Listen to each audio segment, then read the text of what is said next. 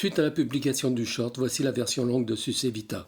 Elle vous permettra d'apprécier les plans larges de ce superbe édifice du XVIe siècle.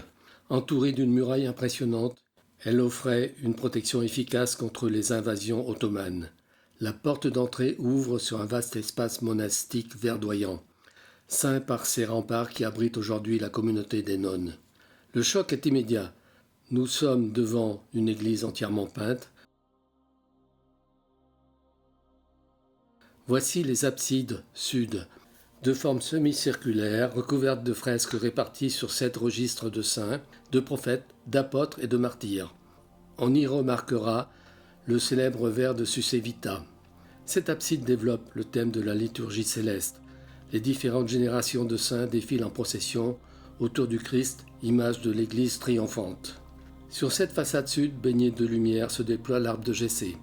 Cette immense fresque végétale entoure ces lianes autour de dizaines de médaillons pour retracer la généalogie du Christ. Entre les fenêtres de style gothique, les registres superposés illustrent l'hymne acatiste, un chef-d'œuvre de louange byzantine d'une finesse chromatique exceptionnelle. Tout en bas, surprise, les peintres ont représenté les grands philosophes de l'Antiquité.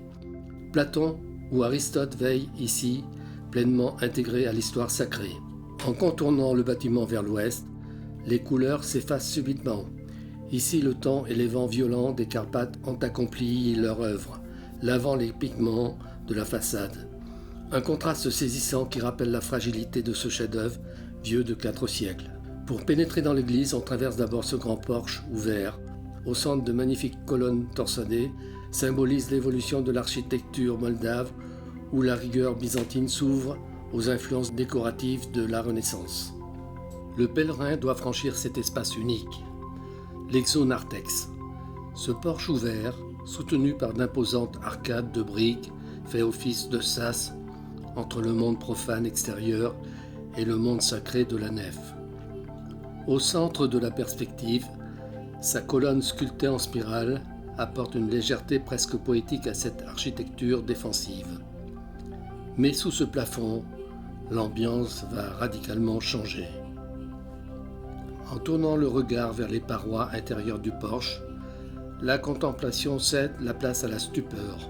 Les peintres Ion et Sophronie ont déployé ici leur chef-d'œuvre, le plus théâtral, le plus terrifiant aussi, le jugement dernier. Pourquoi peindre une telle scène sous le porche ? Parce que cet espace accueillait historiquement les pénitents et ceux qui n'avaient pas encore le droit d'entrer dans l'église. C'est un avertissement spirituel direct. Les murs s'ouvrent sur des fleuves de feu où les vagues de démons entraînent les pécheurs vers le gouffre éternel. Le drame se joue dans les moindres détails. D'un côté, la rigueur de la justice divine, où les âmes sont pesées sur la balance du destin. De l'autre, la grâce des anges, peint avec une finesse byzantine remarquable, qui guide les justes vers la Jérusalem céleste. Traverser le porche, c'est vivre une expérience physique et spirituelle, une transition picturale saisissante qui prépare l'esprit avant de franchir la lourde porte de bois et d'accéder enfin à la pénombre mystique du sanctuaire.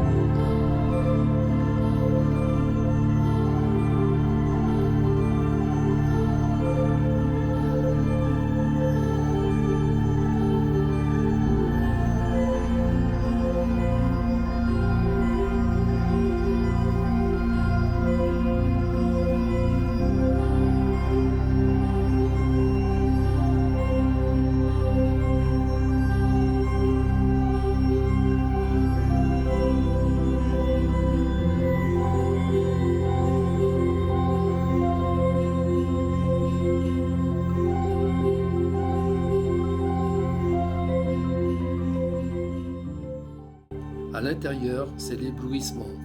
Les murs du narthex, saturés de fresques narratives du XVIe siècle, racontent l'histoire sacrée.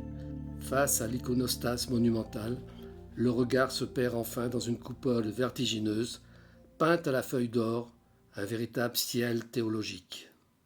Si vous avez aimé cette vidéo, n'oubliez pas de liker et de vous abonner pour suivre la suite de l'aventure en Roumanie.